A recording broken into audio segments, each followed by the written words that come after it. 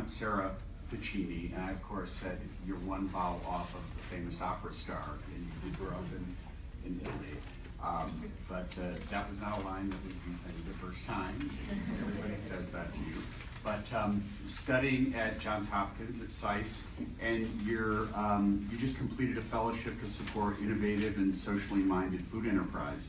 How has your work over the last year as a Kirchner Fellow advanced food security? And can you discuss the way you see how these types of programs supported by private sector groups advance our capacity to address the challenges of global food security, that it makes new knowledge more adaptable to difficult clients and improve food access and stability in the developing world?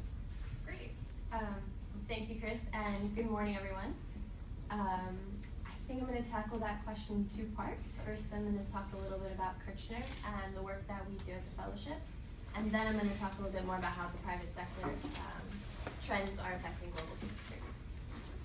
So the Kirchner Group is a traditional merchant bank here in the U.S. that provides advisory services and transactional support to small and medium-sized corporations. They have a really long history of working with food and agriculture companies as well as in the life sciences field. They also have a really strong ethos of earn it and return it. So the Kirchner Food Fund is part of that return it piece, and it is an impact investment fund, sorry for the deep dark tongue, dedicated to global food security solutions. Every year, the Kirchner Group chooses 3 graduate students to actively manage this fund, and we go through a whole year of training, mentorship. We go to tons of conferences and speak to lots of different inspiring entrepreneurs and investors. And then we actively engage in the field and choose the investments that the fund will, in the end, deploy capital to. So to give you an idea, some of the companies in our portfolio, one is called Lucky Iron Fish. They make like an iron tablet about this big that fights iron deficiency in parts of the developing world. So what you would do is you would put the Lucky Iron Fish in your pot of soup and stew as you were cooking it, and it would release your daily necessary iron intake. You can use the fish for many months until the smile on its face wears off. And I love this example because they first introduced it as just an iron bar, and no one used it. But once they made it into a fish, which is very lucky in parts of Southeast Asia, and also fish belong in water, belong in soups, they saw that behavior change that was necessary to really make an impact. Other companies we have are Kuli Kuli.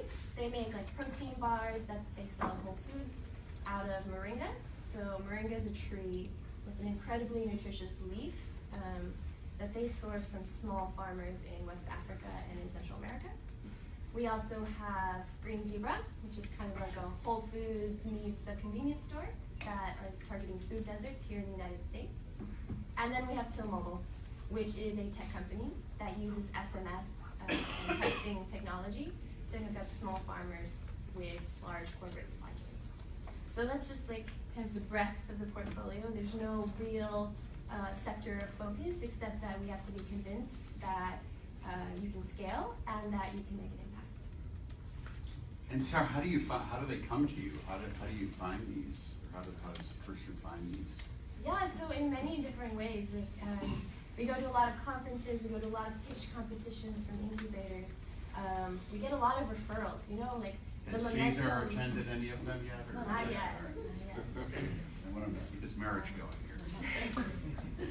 But honestly, we also get a lot of referrals. Like, good ideas gain momentum, and people want to talk about them, and they want to share them, which kind of gets me also into, I think, the first way that the private sector, particularly investors, are pushing global food security, which is that I have been really encouraged by the robustness of the investment environment now in some parts of the world.